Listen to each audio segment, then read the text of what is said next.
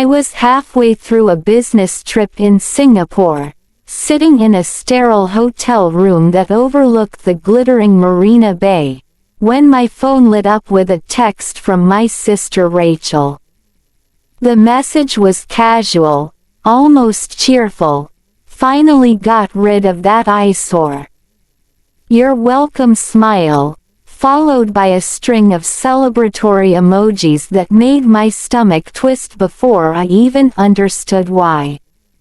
I stared at those words for a long moment, my mind struggling to process what eyesore she could possibly be referring to. Rachel and I hadn't spoken in nearly 3 weeks. Our last conversation a brief exchange about our mom's birthday coming up in April.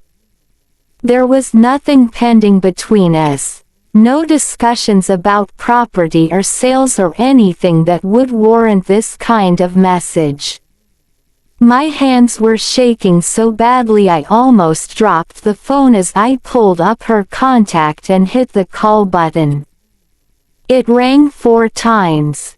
4 agonizing rings that felt like an eternity, before she picked up. "Hey, did you get my text?" Her voice was bright, expectant, like she was waiting for praise. "Rachel, what eyesore?" My voice came out strangled, tight with a dread I couldn't yet name. There was a pause, and I could hear her moving around, the sound of a car door closing. "That disgusting storage building behind Mom and Dad's old property. You know, the one that's been sitting there rotting for years." The realtor said $420,000 was actually a great price for such a dump, especially given how much work it would need.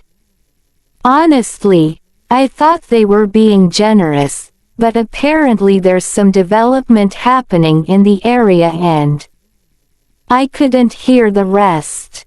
A high-pitched ringing had started in my ears, drowning out her words. I felt the blood drain from my face, felt my legs go weak.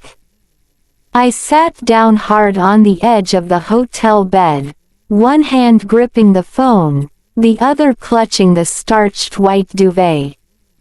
"Rachel," I interrupted her mid-sentence about property values and market timing. "Rachel, stop. What exactly did you sell?" "The storage building," she repeated, slower now, a note of confusion creeping into her tone. "Behind the property line, near the old creek. The metal building with the rusty roof. I already deposited the check, by the way. I figured we could split it once everything clears." "You sound weird. Are you okay?" I couldn't breathe. That wasn't just a storage building. That was my workshop. My sanctuary. My entire life's work for the past 15 years. Hidden away from the world in what everyone else saw as a derelict agricultural structure. Inside that building were 73 custom motorcycles in various stages of restoration. Some were nearly complete, show-quality machines worth over $50,000 each. Others were rare finds I'd discovered in barns and estate sales across 3 continents, bikes that collectors would kill for. Vintage parts I'd hunted down and collected from across the world, some irreplaceable, some the last of their kind. Tools that had belonged to our grandfather, our great-grandfather, handed down through generations of men who understood the language of engines and chrome. And most importantly, sitting in the back corner under a custom-fitted cover, was the 1952 Vincent Black Lightning I'd been meticulously restoring for a decade. One of only 31 ever made. The holy grail of motorcycle collecting. Worth close to $1 million alone, and priceless to me for reasons that had nothing to do with money. Rachel, that building wasn't abandoned. My voice cracked, and I realized I was standing again, pacing the small hotel room like a caged animal. I've been working there every single weekend for 15 years. Every Saturday and Sunday when I'm in town. How could you not know that? She laughed, a nervous sound that made me want to throw the phone across the room. What? No, you couldn't have been. David, that's impossible. It was always locked up tight, covered in rust, looked totally unused. There were weeds growing up around it. I drove past it last month and it looked completely abandoned. Dad even said, before he died, that it was just full of old farm junk that needed to be cleared out someday. I was pacing faster now, my free hand running through my hair, pulling at it. Other passengers in the airport lounge, I'd moved to catch my flight, were starting to stare, but I didn't care. Dad knew exactly what was in there. I was shouting now, heads definitely turning. We worked on those bikes together, Rachel. Every Sunday for years before he got sick. That was our thing, our project. The lock was there to keep people out, to protect everything inside. How could you possibly think it was abandoned? The line went quiet except for her breathing, quick and shallow. Then, in a smaller voice, defensive, but David. I'm the executor of the estate. I had the legal right to sell property to settle any remaining debts and finalize everything. The lawyer said, "What debts?" I cut her off, my mind racing through the implications, the catastrophe unfolding in real time across 12 time zones. The estate was completely settled 2 years ago. We went through everything with the lawyers. And that building wasn't even part of the estate. I bought it from Dad in 2015. I have the deed in my name, Rachel. It was a private sale between us. Another silence, longer this time, heavier. When she spoke again, her voice had changed, uncertainty replacing the defensive brightness. That can't be right. The realtor showed me the property maps, and the building was clearly on the estate land. They said, "What realtor?" I demanded, stopping in my tracks. How did any of this even happen? Who approached who? And that's when she began to explain, and that's when I realized the nightmare was even worse than I'd imagined. Rachel's voice took on that familiar tone she'd used since childhood when explaining away broken vases or failed tests, a mixture of defensiveness and forced casualness that made my jaw clench. She launched into the story as if it were perfectly reasonable, as if she were describing a routine transaction for groceries rather than the destruction of my entire world. "So, about 3 months ago," she began, "I got a call from this development company. Patterson and Lowe, I think. Or maybe it was Lowe and Patterson.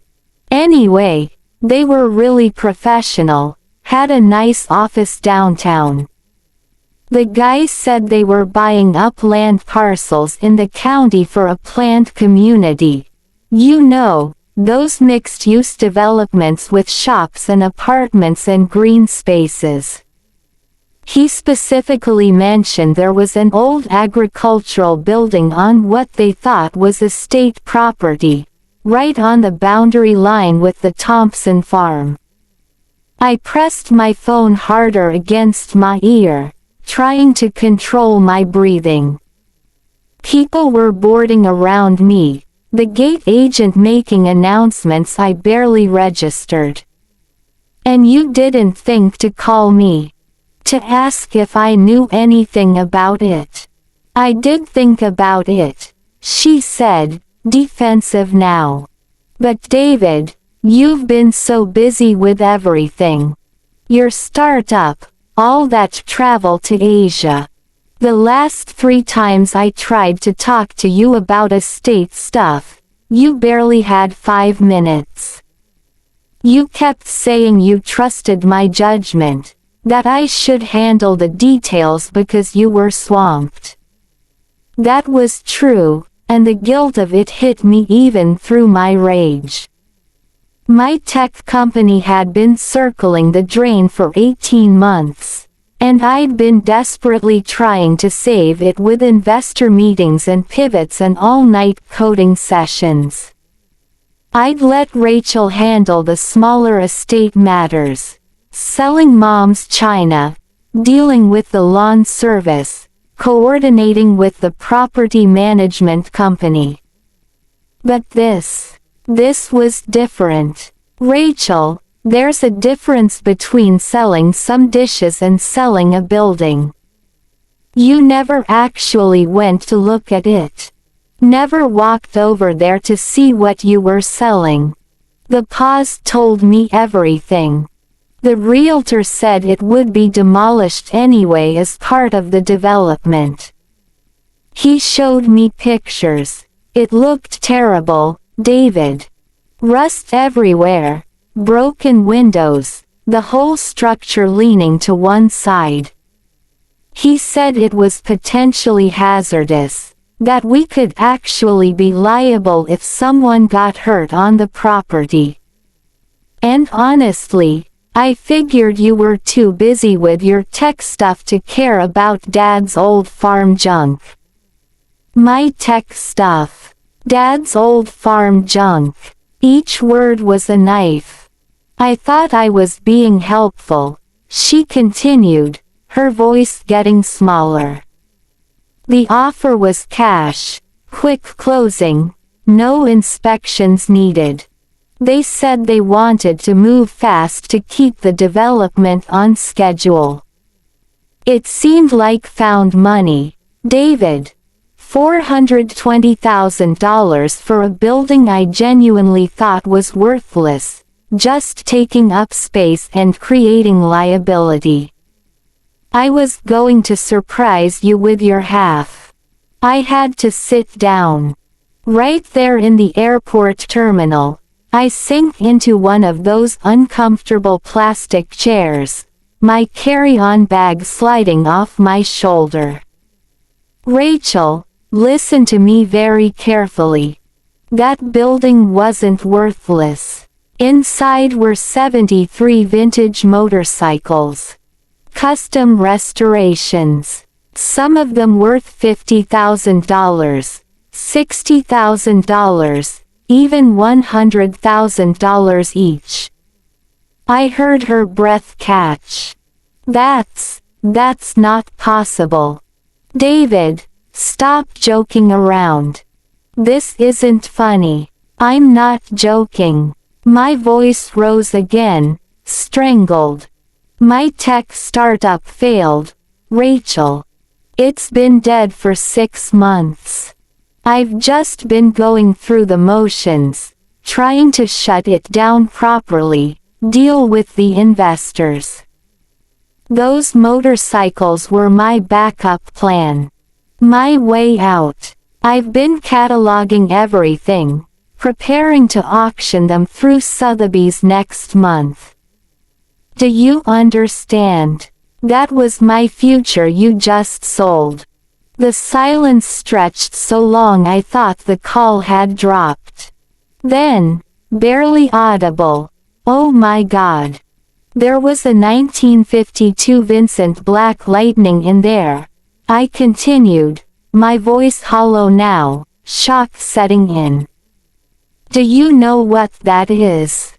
It's one of the rarest motorcycles ever made. Only 31 exist. The last one that sold at auction went for over $1 million. $1 million, Rachel. And you sold it, along with everything else, for $420,000. I could hear her crying now, soft gasping sounds. I didn't know. David, I swear I didn't know. How was I supposed to know? You never told me about any motorcycles. You never said you were using that building. She was right, of course. I'd been secretive about it, protective. After Dad died and the estate battles began, small ones, but bitter, I'd stopped talking about the bikes. I didn't want anyone to know what I had, didn't want money to poison what was left of our family. The irony was crushing. Where's the money, Rachel? I asked, already knowing the answer would be bad. Another pause. I deposited it into the estate account, the one we set up to split things equally. But David, I already transferred my half. My portion of the $210,000. My eyes closed. Where did it go? I paid off my credit cards. They were really high, almost $60,000 from the divorce and everything. And I put $140,000 down on a condo in the Pearl District. It's beautiful, David, 2 bedrooms with a view of the river. I was going to invite you to see it next month. The closing is in 2 weeks. I wanted to scream. I wanted to reach through the phone and shake her until she understood what she'd done. Instead, I asked the only question that mattered. Who did you sell it to? What's the developer's name? The exact company. Patterson and Lowe Development, she said, sniffling. The agent's name was Marcus Lowe. He gave me his card. David, what are we going to do? Can we get it back? I was already pulling up my laptop, searching for the company, my fingers fumbling on the keys. I don't know, Rachel. But you need to not spend another penny of that money. And you need to send me every single document you signed. Every email, every text, every piece of paper. Right now. Okay, she whispered. Okay. David, I'm so sorry. I thought I was helping. The boarding announcement for my flight called my zone. I stood mechanically, gathering my things. I have to go. Send me everything. And Rachel, don't talk to anyone else about this. No lawyers, no friends, nobody. Not until I get home and figure out what the hell we're dealing with. I hung up and boarded the plane, my mind already calculating the catastrophe. $2.8 million in motorcycles, conservatively. Sold for $420,000. Half of which was already spent on credit cards and a condo down payment. The flight home was the longest 13 hours of my life. The 13-hour flight from Singapore felt like a descent into hell, each minute stretching into an eternity of worst-case scenarios playing out in my mind. I couldn't eat the meals they served. Couldn't sleep despite the business class seat that reclined into a bed. I just sat there in the dim cabin, my laptop open, going through the documents Rachel had frantically emailed me while simultaneously trying to research Patterson and low development. What I found made my blood run cold. The company existed, that much was real. They had a legitimate website, previous projects, even some awards for sustainable urban development. But the more I dug, the more questions emerged. The building they'd purchased from Rachel was listed in public records as part of a larger acquisition, lumped together with 3 other parcels. The total purchase price for all 4 properties was $1.2 million.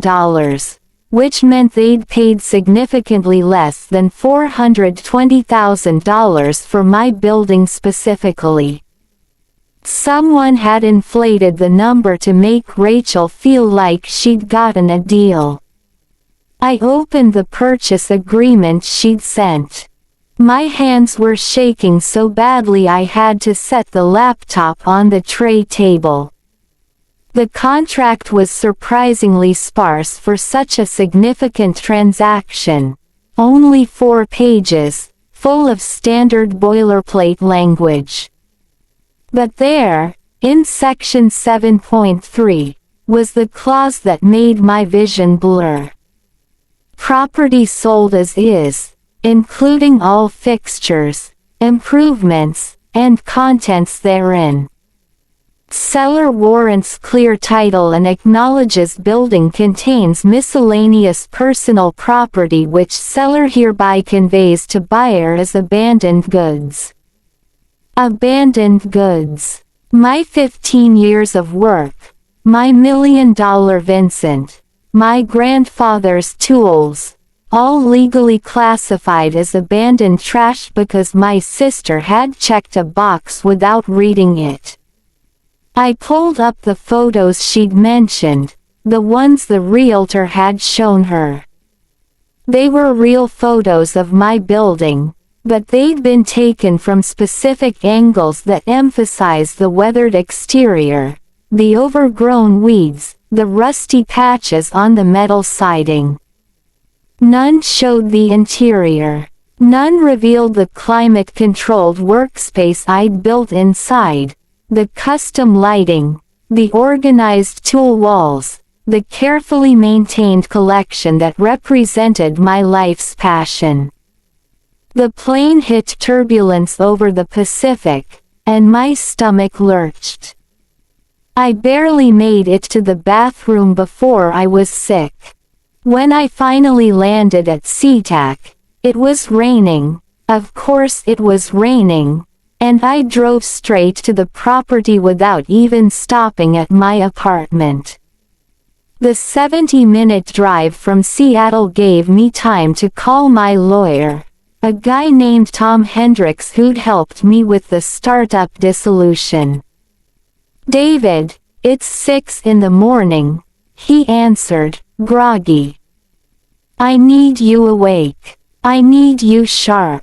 And I need you to tell me I have options." I explained everything as I drove through the gray dawn, windshield wipers beating a rhythm that matched my racing heart. The silence after I finished was deafening. Then, "Jesus Christ, David. How did you not have this properly documented?" I was trying to avoid family drama about money. I shouted into the phone. "Dad and I made a gentleman's agreement. He sold me the building for $1. I paid for all the renovations and upkeep. It was supposed to be simple. Nothing involving real estate is ever simple," Tom said, and I could hear him moving around now, probably pulling up his laptop. "Okay. Walk me through the deed situation again. You said you bought it from your father in 2015. "Yes. Private sale. He gave me a quitclaim deed. I recorded it with the county. Did you physically subdivide the parcel? File a lot split. My heart sank. No, it was expensive, and Dad said it wasn't necessary since the property was all in the family anyway. Tom swore softly. So on paper, the building is still technically part of the original estate parcel, even though you have a deed. And Rachel, as executor and co-owner of the estate property from your parents, had signing authority. David, this is messy. Really messy. I pulled off the highway onto the rural road that led to the property, my hands white-knuckled on the steering wheel. But the motorcycles. They can't just take the motorcycles. Those were clearly personal property, not fixtures. I have receipts, registration papers. Do you have insurance documentation? An itemized inventory with serial numbers and valuations. Any kind of formal personal property list that was filed or notarized. I thought of my chaotic record keeping. Receipts stuffed in a filing cabinet at home. Photos scattered across 3 different hard drives and cloud accounts. Registration papers for maybe half the bikes, the older ones having been purchased before states really tracked vintage vehicles carefully. I have pieces of all that. Nothing consolidated. That's a problem, Tom said quietly. Look, I'll start researching, but David, you need to prepare yourself. If they sold it as is with contents, and you don't have ironclad proof of ownership and value for each item, this could be an uphill battle. I ended the call as I turned onto the gravel driveway. The main farmhouse, sold to a young family 2 years ago during the estate settlement, was dark, its residents probably still sleeping. I drove past it, following the rutted path toward the back of the property where my building had stood. I saw it from 100 yards away and felt something break inside my chest. The building was still there, technically. The structure itself hadn't been demolished. But the large rolling door I'd installed was standing open, and even from this distance, I could see it was empty. Completely, utterly empty. I parked and got out, not bothering with an umbrella despite the rain. I walked slowly toward the building like I was approaching a grave, which I suppose I was. The motion sensor lights I'd installed still worked. They flickered on as I got close, illuminating the cavernous space. My boots echoed on the concrete floor as I stepped inside. The oil stains were still there, dark patches marking where each bike had sat. I could map my entire collection from memory just by looking at those stains. The big one in the back corner, that was where the Vincent had lived. The cluster near the workbench, my British bikes, the Triumphs and BSAs. The row along the east wall, the Japanese classics, the Hondas and Kawasaki's I'd been planning to sell first. All gone.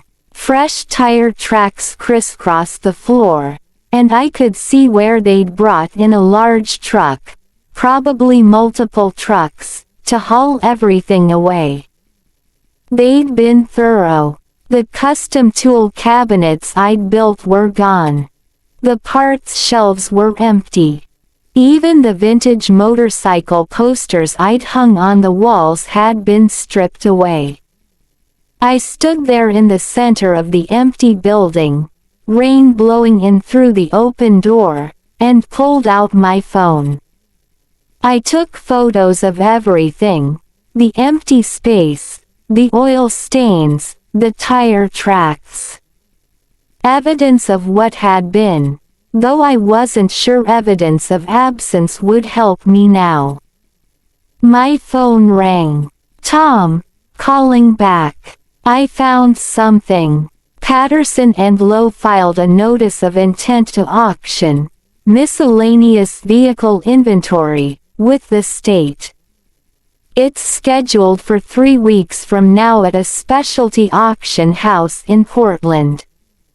David, they're going to sell your bikes. I looked around the empty building one more time, at 15 years of weekends erased like they'd never existed. Then we have 3 weeks, I said, my voice hollow. 3 weeks to prove they stole $2.8 million worth of my property, or 3 weeks to watch them sell it all legally and walk away rich. I'll file an injunction first thing Monday morning, Tom said. But David, I need you to get me documentation. Everything you have. Because right now, all we can prove is that your sister made a terrible mistake. What we can't prove is that it was actually theft. I hung up and walked out of the building, pulling the door closed behind me even though there was nothing left inside to protect. As I drove away, I watched it disappear in my rearview mirror, and I wondered if I'd ever be able to set foot in there again, or if it would just be a hollow shell haunting me for the rest of my life, a monument to trust misplaced and words left unspoken. I didn't go home. Instead, I drove straight to Rachel's apartment in Northeast Portland, arriving just after 7 in the morning. The rain had intensified into a proper Pacific Northwest deluge, the kind that turns the world gray and makes you feel like you're living underwater. I sat in my car outside her building for 10 minutes, trying to compose myself, trying to figure out what I could possibly say to her that wouldn't end with me screaming. She answered the door in her bathrobe, eyes red and swollen. She'd clearly been crying for hours, maybe hadn't slept at all. David, show me everything, I said, cutting her off. Every document, every email, every text message, every business card. Right now. We sat at her kitchen table, papers spread between us like evidence at a crime scene. She made coffee with shaking hands while I went through it all. The initial contact email from Marcus Lowe. The glossy marketing materials for the development project. The appraisal, I laughed bitterly when I saw it. A one-page document that valued the building at $380,000 based solely on the land and structure, with a footnote that said, "Interior not assessed." He never went inside, I asked, looking up at Rachel. She shook her head miserably. He said he didn't need to. Said the building was clearly unstable and they'd have to tear it down anyway for safety reasons. He just took measurements of the exterior and looked at the property maps. And you never asked to be there for an actual inspection. Never insisted on being present. David, he was so professional. He had credentials. References from other landowners in the area. And I trusted him. Her voice broke. I thought I was doing the right thing. I thought I was helping clean up the last piece of the estate so we could both move on. I wanted to rage at her, to make her feel the full weight of what she'd done. But looking at her sitting there, mascara stained and broken, I realized she already did. She'd just lost her half of $420,000 to credit cards and a condo she probably couldn't afford, and she was beginning to understand that she'd destroyed something irreplaceable that belonged to her brother. My phone rang. Tom again. I put him on speaker. "The injunction is going to be harder than I thought," he said without preamble. "I talked to a colleague who specializes in property law. The problem is that Rachel, as co-owner and executor, did have legal authority to sell estate property. And because you never formally subdivided the building onto a separate parcel, it was still technically part of the original estate parcel on the county records." "But I have a quitclaim deed from Dad," I protested. "Yes, for the building. But a quitclaim deed without a formal lot split just creates confusion about who owns what. It's not worthless, but it's also not the slam dunk we need. Especially since the estate was held in joint tenancy between your parents, and then between you and Rachel after they passed." Rachel was crying again, quiet tears streaming down her face. I felt a headache building behind my eyes. "What about the motorcycles?" I asked. "Personal property can't just be conveyed in a real estate sale without specific itemization, right?"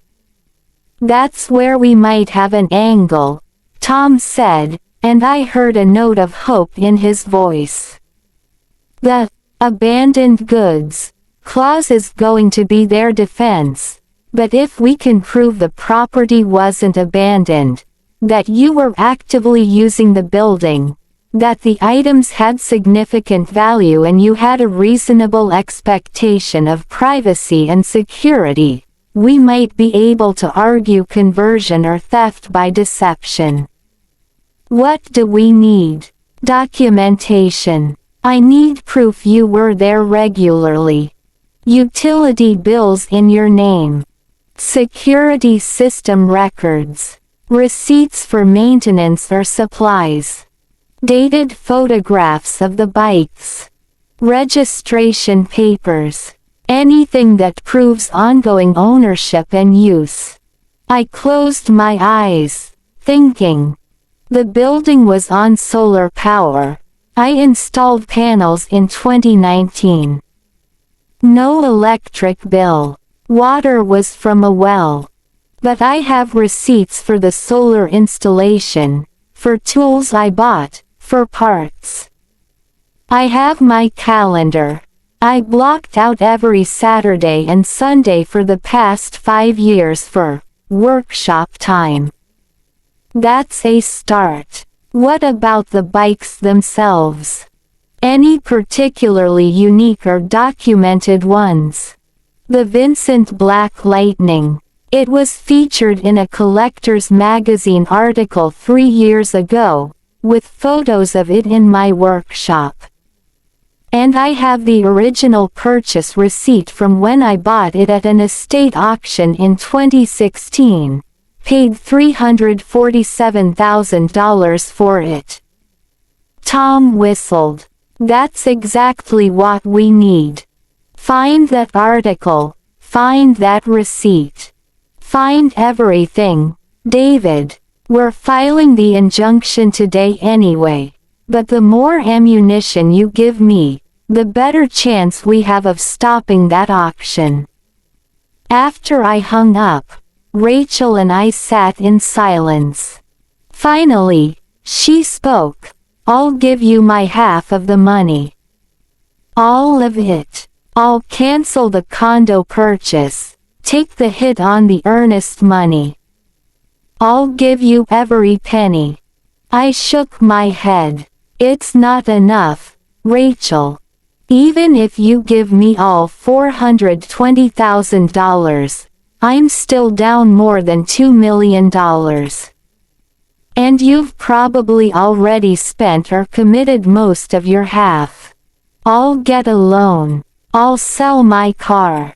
David, please, tell me how to fix this. You can't fix it, I said flatly. The only thing you can do now is help me document everything. I need you to write down exactly what Marcus Lowe told you, every conversation, every promise. Dates, times, everything you remember. If he misrepresented the property, if he deliberately hid information or rushed you through the sale, that might be fraud. She nodded frantically, grabbing a notebook. He did rush me. He said they needed to close within 2 weeks or the financing for the development would fall through. He said it was now or never. That was interesting. I made a note to have Tom investigate whether the development project was even real, or whether this was something more sinister. I spent the next 6 hours at Rachel's apartment, going through everything while she wrote out her statement. Then I drove to my own place and tore through my filing cabinets, my closets, my old hard drives. By midnight, I had a stack of documentation 3 inches thick. Receipts, photographs, magazine articles, registration papers, insurance quotes I'd gotten but never purchased, emails with parts suppliers, even credit card statements showing purchases at motorcycle shops and metal suppliers. The next morning, I met Tom at his office and dumped it all on his desk. This is everything I have. He spent an hour reviewing it while I drank terrible office coffee and stared out the window at the Seattle skyline. Finally, he looked up. This is good. Really good, actually. The magazine article especially. It proves you had at least one bike worth over $1 million, and it shows it in situ in your workshop with your name on the article as the owner. That alone might be enough to get an emergency hearing. Might be. The problem is still the legal framework of the sale. Patterson and Lowe are going to argue they bought the property in good faith, that Rachel represented herself as having full authority to sell, and that they had no reason to believe there was valuable property inside a building that appeared abandoned from the outside. So what's our play? Tom leaned back in his chair. We file for an emergency injunction to stop the auction. We argue that the motorcycles were stolen property, improperly conveyed in a real estate transaction. We demand access to inspect the bikes and verify they're yours using serial numbers and photographs. And then, he paused, we pray the judge agrees with us and doesn't just see this as a family dispute over estate property. The hearing was scheduled for Friday, 4 days away. Tom warned me it would be preliminary, just arguments about whether to stop the auction, not a full trial on the merits. Patterson and Lowe would send their lawyers, probably expensive ones. I spent those 4 days tracking down every piece of additional documentation I could find. I contacted the magazine that had featured my Vincent and got them to send me the original photo files with metadata showing the date and location. I found old emails with other collectors, discussing the bikes, trading parts. I even drove to 3 different motorcycle shops where I'd done business and got them to write letters confirming I was a known collector who'd been actively working on restorations for years. On Thursday night, I finally drove back to the property one more time.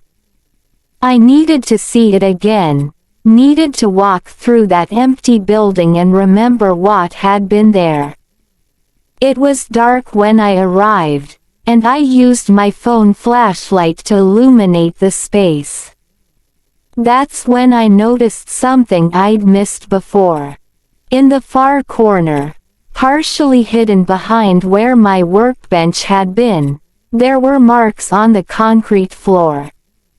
Not oil stains, these were scratches, deep gouges from something heavy being dragged. And there, caught in a crack in the concrete, was a small piece of metal. I picked it up carefully. It was a nameplate, the kind that gets riveted to vintage motorcycle frames. Hand-engraved brass, weathered with age. And on it, barely visible in my phone's light, were the words, Vincent H.R.D. Company Limited. Stevenage, Hertz. It was a piece of my Black Lightning. They'd damaged it during the removal, and this fragment had broken off. I stood there holding that small piece of brass, and for the first time since this nightmare began, I smiled. It was evidence. Physical, tangible evidence that my bike had been there. That it was real, that it had value. It was the size of my thumb, but it might be worth its weight in gold if it helped me win this case. I carefully wrapped it in a tissue and put it in my pocket. Tomorrow, I would face Patterson and Lowe's lawyers in court. Tomorrow, I would fight for what was mine. But tonight, standing in that empty building with a piece of my dream clutched in my hand, I let myself hope. The King County Superior Court was colder than I expected, or maybe that was just my nerves making me shiver despite my suit jacket. Tom and I arrived early, sitting on a hard wooden bench outside courtroom 4C while he reviewed his notes one final time. I kept touching my jacket pocket, feeling the outline of the small evidence bag containing the Vincent nameplate, as if it might disappear if I didn't keep checking. "Remember," Tom said quietly, not looking up from his papers, "this is just a preliminary hearing for the injunction. Keep your emotions in check. If you're called to testify, answer only what's asked. Don't volunteer information. Don't get angry. And for God's sake, don't let them bait you into looking unreasonable." I nodded, my throat too tight to speak. Through the courtroom doors, I could see people filing in. And then I saw them, 3 lawyers in expensive suits, carrying leather briefcases that probably cost more than my monthly rent. Patterson and Lowe had brought their A-team. The lead attorney was a woman in her 50s, silver hair pulled back in a severe bun, wearing a charcoal suit that screamed power and money. She glanced our way once, her expression utterly neutral, then turned to confer with her associates. Behind them, looking uncomfortable in a sport coat that didn't quite fit, was Marcus Lowe himself. He was younger than I'd imagined, maybe 40, with the kind of smooth, practiced smile that probably worked wonders on unsuspecting sellers like my sister. Rachel arrived 10 minutes before the hearing, looking like she hadn't slept in days. She'd dressed conservatively, navy dress, minimal makeup, but she couldn't hide the guilt and fear radiating from her. She sat on the opposite end of our bench, maintaining distance, as if afraid I might explode if she got too close. All rise. The Honorable Judge Patricia Mendoza presiding. We stood as the judge entered, a sharp-eyed woman in her 60s who settled into her chair with the air of someone who'd seen every trick in the book and wasn't impressed by any of them. She reviewed the paperwork briefly, then looked up over her reading glasses. This is a hearing on an emergency motion for preliminary injunction. Mr. Hendricks, you're representing the plaintiff. Tom stood. Yes, Your Honor. David Morrison is seeking to enjoin Patterson and Lowe Development from auctioning approximately 73 vintage motorcycles that were illegally seized from his property as part of a fraudulent real estate transaction. The opposing counsel stood smoothly. Catherine Brennan for the defendants, Your Honor. Patterson and Lowe respectfully submits that there was no seizure and no fraud. The property was purchased legally from the estate executor in a standard commercial real estate transaction. The plaintiff's complaint amounts to a family dispute over estate assets that has no bearing on our client's legitimate business dealings. Judge Mendoza held up a hand. I've reviewed the initial filings. Ms. Brennan, your client is claiming the motorcycles were abandoned property included in an as-is sale, correct? That's correct, Your Honor. The building appeared abandoned from external inspection, contained what appeared to be discarded vehicles, and was sold with standard as-is language that clearly transferred all contents to the buyer. Mr. Hendricks, you're arguing these were active personal property items improperly conveyed. Tom nodded. Yes, Your Honor. We have extensive documentation proving Mr. Morrison was actively using the property, that the motorcycles were valuable collector's items worth in excess of $2.8 million, and that the defendants either knew or should have known they were not acquiring abandoned property. Let's start with jurisdiction and standing, the judge said. Ms. Brennan, why shouldn't I grant this injunction? What followed was 2 hours of the most excruciating legal arguments I'd ever witnessed. Catherine Brennan was surgical in her precision, dismantling our case piece by piece. She argued that the deed confusion between Rachel and me was a family matter, not Patterson and Lowe's problem. She produced documentation showing they'd done standard due diligence, title search, exterior appraisal, all the normal steps. She even had photographs showing the building's weathered exterior, the overgrown weeds, the general appearance of abandonment. Furthermore, Your Honor, Brennan said, her voice carrying the weight of absolute confidence, the plaintiff claims these motorcycles were worth millions.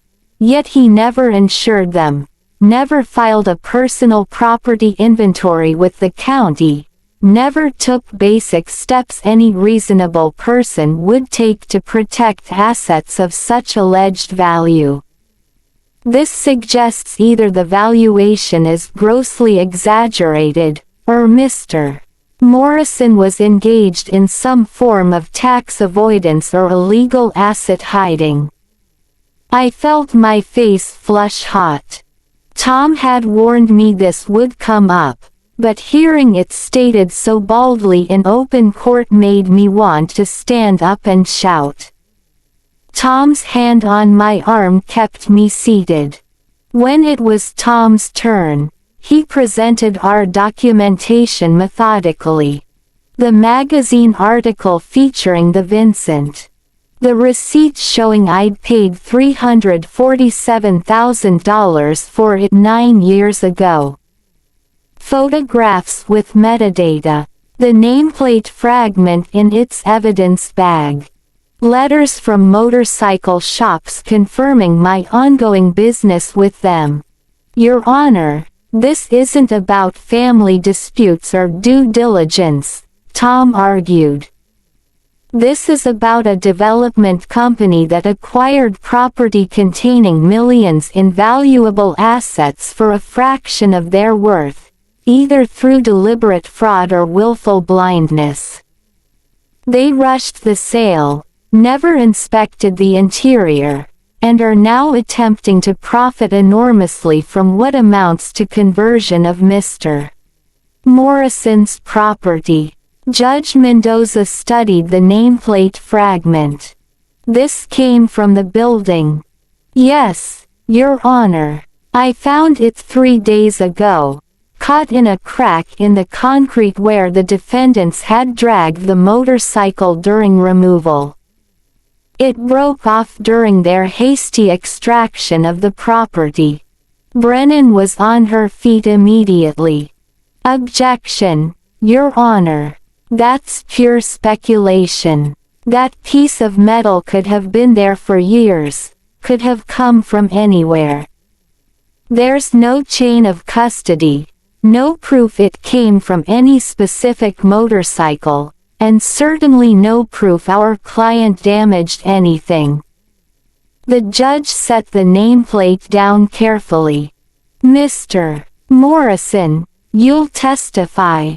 Tom nodded, and suddenly I was being sworn in, my hand shaking on the Bible, promising to tell the truth while my entire future hung in the balance. Brennan cross-examined me like a predator circling wounded prey. Why hadn't I insured the bikes? Why no formal inventory? Why the secrecy? Why hadn't I told my sister about the collection? I was trying to avoid exactly this, I said, fighting to keep my voice steady. Family drama over money. After my parents died, there were fights over the smallest things: dishes, furniture, photographs. I didn't want the motorcycles to become another point of conflict. So I kept them private, kept working on them quietly, planning to eventually move them to a commercial space once my business situation stabilized. Your failed business situation, you mean, Brennan said coldly. You were planning to sell these alleged motorcycles to cover your debts, weren't you? These bikes you claim to love were just assets to liquidate. They were my passion and my backup plan, I said. Those things aren't mutually exclusive. And yet you let them sit in an apparently abandoned building, uninsured, undocumented, while you traveled to Asia for a failing startup. Does that sound like someone who valued these items, Your Honor? Tom objected, but the damage was done. I could see it in the judge's face, doubt creeping in. Reasonable doubt about whether I was a legitimate collector or just someone trying to game the system after a deal went bad. The hearing finally ended after nearly 3 hours. Judge Mendoza announced she would review the evidence and issue a ruling by Monday, 3 days away. The auction was scheduled for the following Saturday, which meant we'd have less than a week to act if she ruled in our favor. As we filed out of the courtroom, Marcus Lowe approached me. Up close, I could see the calculation in his eyes, the practiced sympathy that was completely hollow. "Mr. Morrison, I'm sorry about this misunderstanding," he said, extending a hand I didn't shake. "If I'd known there was any confusion about ownership, we never would have proceeded. Perhaps we can reach some kind of settlement. My company is reasonable. Your company is trying to sell $2.8 million in stolen property for profit," I said, my voice low and hard. "There's no settlement that makes that okay." His smile never wavered. "The legal facts suggest otherwise. But the offer stands. We'd hate to see this drag out in court for years, costing you legal fees you can't afford while your bikes sit in storage, deteriorating in value." He walked away before I could respond, leaving me standing there with Tom's hand on my shoulder and the bitter taste of helplessness in my mouth. "He's bluffing," Tom said quietly. "If they were confident, they wouldn't be offering to settle. Or he knows something we don't," I replied. "Rachel caught up with us in the parking garage. What happens now?" "We wait," Tom said. "Monday, we'll know if we can stop the auction. If we can't," he trailed off, not needing to finish. "If we couldn't stop the auction, my bikes would be sold, scattered to collectors across the country and internationally, probably impossible to recover. The money would be gone, laundered through legitimate auction sales. And I'd be left with nothing but a lawsuit that could take years to resolve, if it ever did." I drove home in the rain, watching the city lights blur through the water on my windshield, and tried not to think about the Vincent Black Lightning sitting in some warehouse, waiting to be sold to the highest bidder. Tried not to imagine some stranger placing the winning bid, never knowing the hours I'd spent carefully rebuilding its engine, the nights I'd worked with my father learning its history, the dreams I'd poured into its restoration. On Monday, my phone would ring, and I'd learn whether I still had a chance to save what was mine, or whether my sister's mistake had cost me everything I'd spent 15 years building. The wait was going to be unbearable. Monday morning arrived cold and gray, the kind of Pacific Northwest morning where the sun never quite manages to break through the clouds. I'd been awake since 4 a.m., sitting at my kitchen table with cold coffee, staring at my phone like I could will it to ring. Tom had said the judge would issue her ruling sometime before noon, but every minute felt like an hour. At 10:47 a.m., my phone finally buzzed. Tom's name on the screen. I answered before the first ring finished. "It's not good, David." His voice was heavy, defeated in a way I'd never heard before. "She denied the injunction." The world tilted. I gripped the edge of the table to steady myself. "What? Why?" "She ruled that Patterson and Lowe acted in good faith, that the confusion over property ownership was a matter between you and Rachel, and that while she found the situation regrettable, she couldn't find clear evidence of fraud or conversion that would justify stopping a legitimate business transaction. She said our remedy is a civil suit for damages against Rachel for improper sale of your property, not an injunction against the buyers. But the nameplate, the documentation, the magazine article, She acknowledged all of it. She even said she believed you that the bikes were yours and were valuable. But legally, David, Patterson and Lowe bought property from someone who had legal authority to sell it. The fact that Rachel didn't know what she was selling, or that you had an informal arrangement with your father, those are family matters. The judge basically said we're suing the wrong defendant. I couldn't breathe. So the auction happens. Saturday. Yes. I'm sorry, David. We can appeal, but there's no way to get a hearing before the sale happens. Once those bikes are auctioned to third-party buyers in good faith, recovering them becomes nearly impossible. After I hung up, I sat in silence for a long time. Then I did the only thing I could think of. I called the auction house directly. Maybe I could buy my own bikes back. It would be insane, paying for what was already mine, but at least I'd have them. The woman who answered was professionally sympathetic. I'm sorry, sir, but you'd need to register as a bidder, and given your situation, our legal team has advised us that you're not eligible to participate.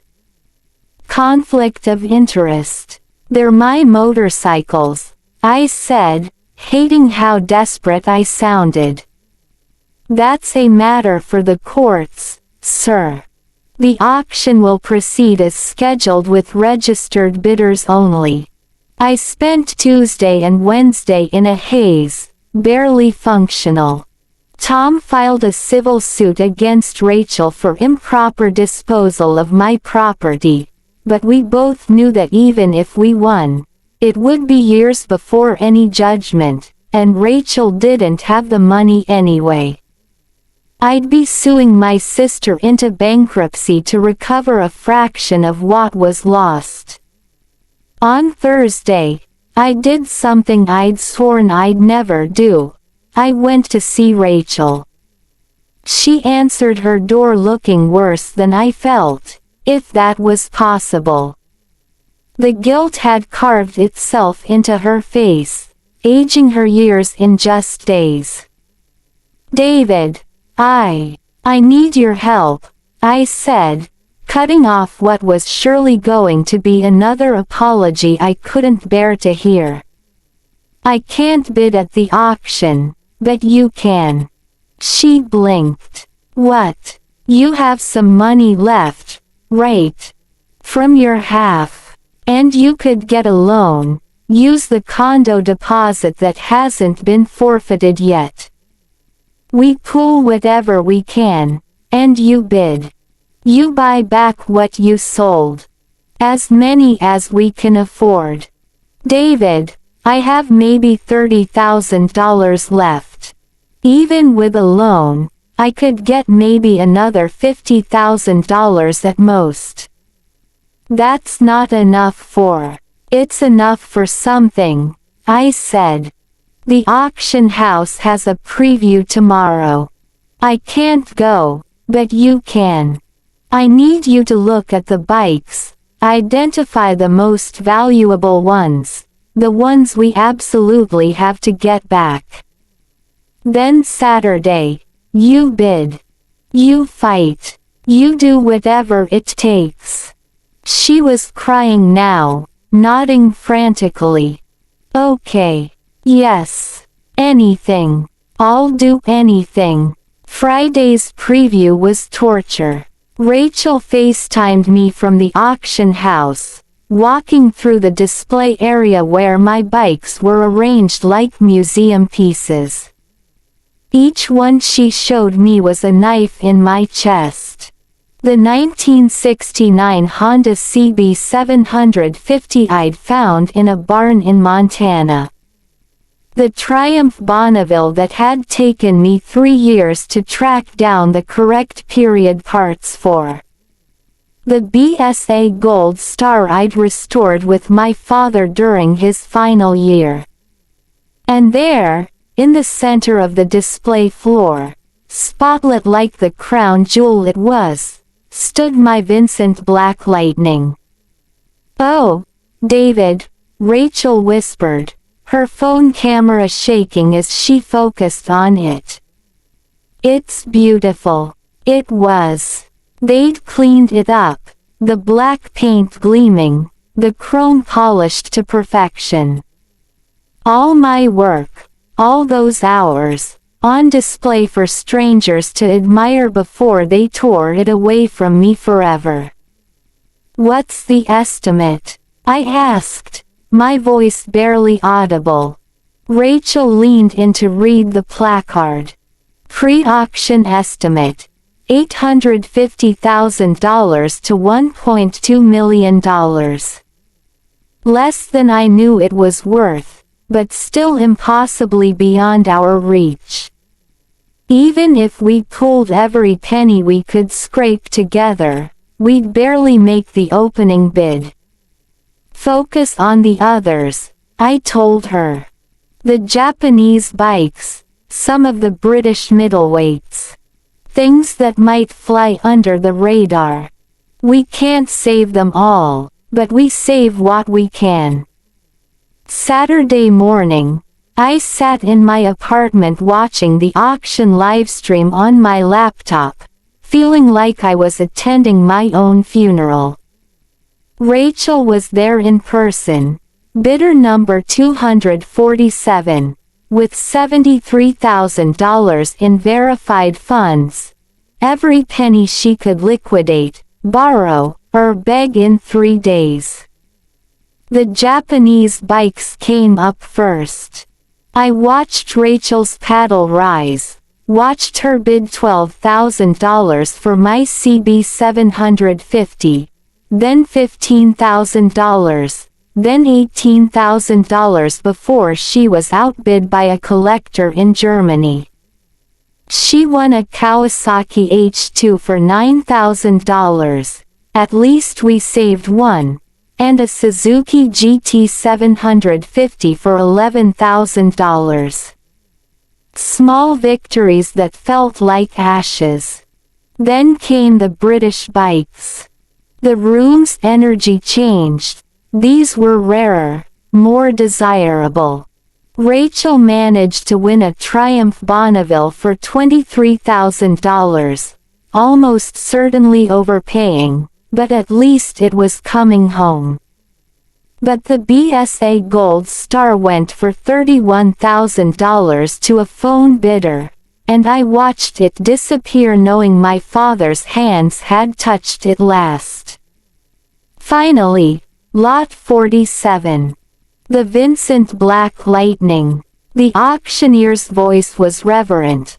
"Ladies and gentlemen, we now come to the crown jewel of this collection. A 1952 Vincent Black Lightning, one of only 31 produced, extensively restored, complete with original documentation. Opening bid, $600,000. I watched the room explode with activity. Paddles rising, phone bidders calling in, online bids flooding in from around the world. Rachel sat frozen, her paddle in her lap, her $30,000 in remaining funds suddenly laughable. The price climbed like a rocket. $700,000, $850,000, $950,000. Finally, at $1.17 million, it came down to 2 bidders, a man in the front row and a phone bidder. Back and forth, $50,000 increments. At $1.4 million, the man in the front row shook his head, done.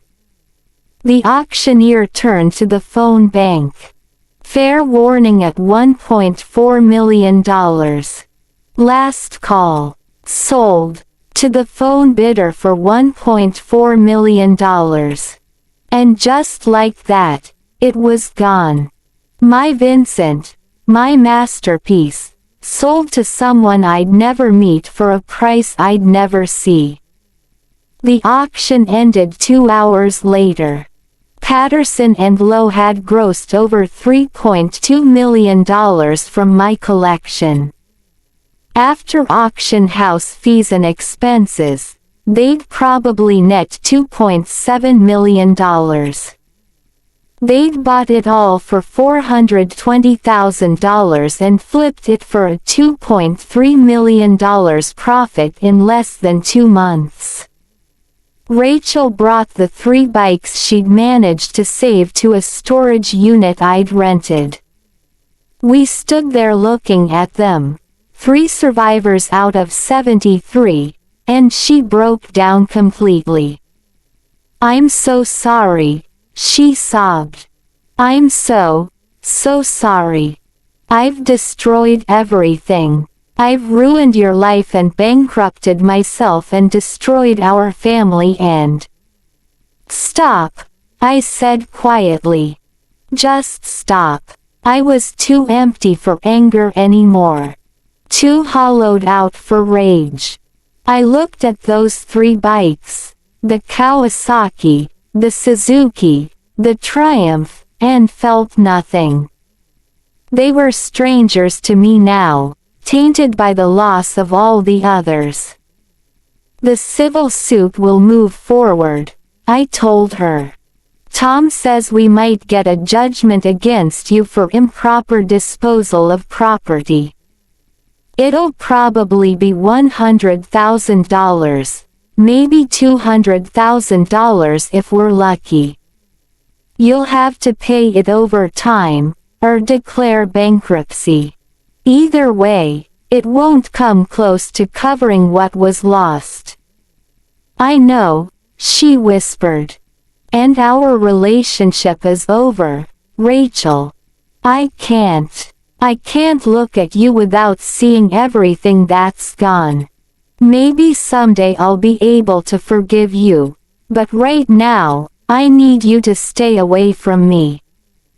She nodded, tears streaming down her face, and left without another word. That was 18 months ago. The civil suit eventually settled.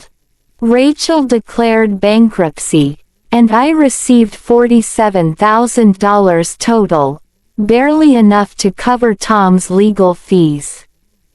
The storage unit with the 3 bikes sits across town, the rent paid through automatic withdrawal from my account. I haven't visited it in over a year. I got a job as a software engineer at a mid-sized company, enough to pay my bills and slowly rebuild my savings.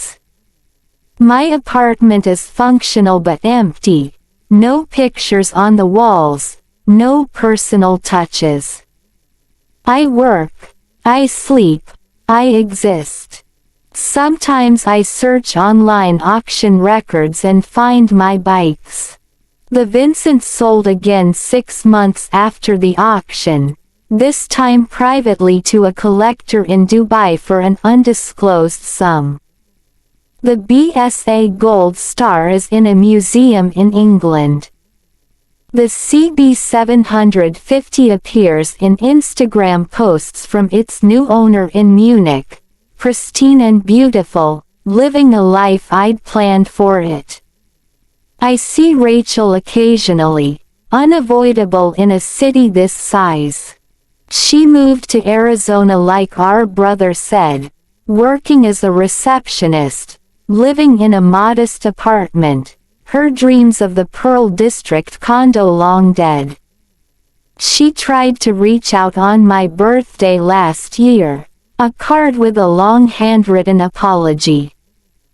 I threw it away without reading past the first line. The property where my workshop stood is now a development called Morrison Heights, which I assume is some cruel cosmic joke. Luxury townhomes, $700,000 each, where my dreams used to live. I drove past it once and haven't gone back. People ask sometimes if I still work on motorcycles. I tell them no, I gave it up. I don't tell them why. I don't tell them about the empty workshop or the Vincent or the 15 years that disappeared in a single phone call. I don't tell them that I wake up sometimes at 3 a.m., phantom oil smell in my nose, phantom wrench in my hand, reaching for bikes that aren't there. The lesson cost me everything, but it was brutally simple. Never assume the people closest to you understand the value of what you love. Never trust that good intentions are enough. And always get everything in writing.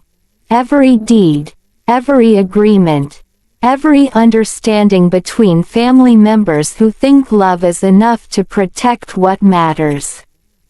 Because it isn't. Love isn't enough. Family isn't enough. Trust isn't enough.